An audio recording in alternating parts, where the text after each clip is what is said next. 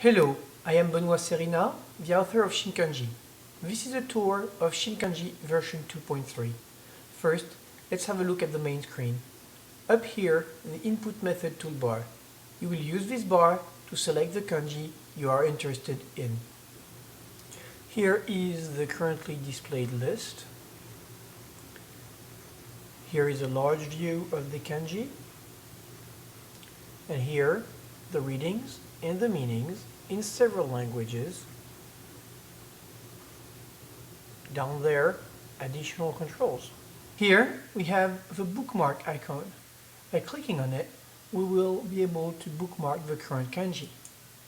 Here, I have to select one of the existing bookmark list or add a new one.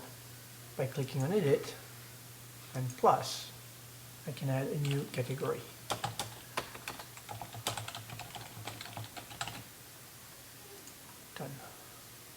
Done. Selecting it, I have put my kanji into this new category. Here we have the play button to show you how you should be drawing the character. You can then stop, play, stop. Up here we have a setting button. Here you can see all the settings available. This one enables you to make the stroke order diagram more or less transparent and make the stroke order diagram play fast or slow. You can turn on reading in Romaji or in Kana. As you can see, the readings are now in Kana.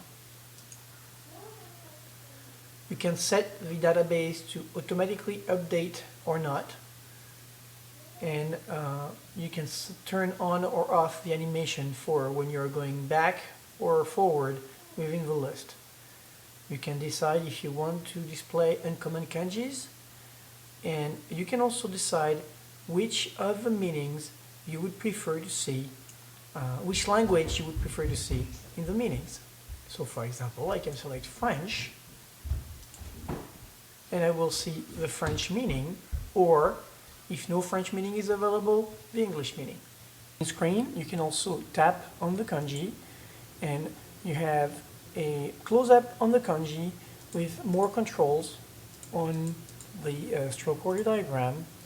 Plus, you can see here on the bottom the decomposition of the kanji into sub-elements, either sub-kanjis or radicals. And you can see at the top the kanjis which contain the current kanji. You can see here.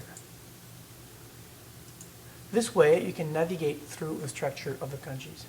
If there are many kanji which contain the current one, you can scroll this way. The previous and next buttons here will enable you to go back to the previous or next character that you have just viewed.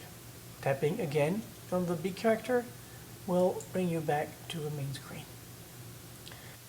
Now let's take a better look at the input method toolbar. The first input method is handwriting. With this, you can write the kanji that you want and select it in the list.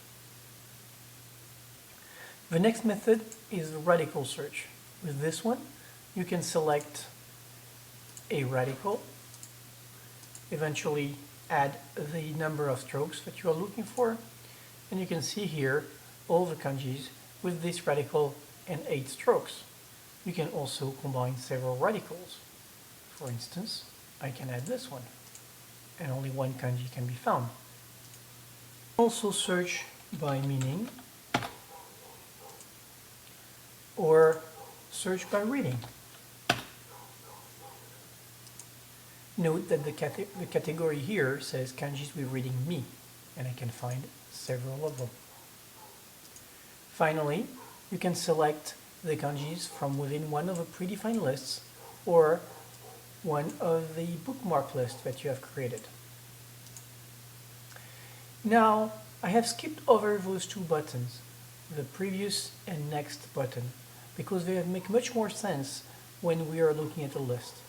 What those buttons do is they enable you to go to a previous or next character within the list. Next element in this case, the iron or sulfur.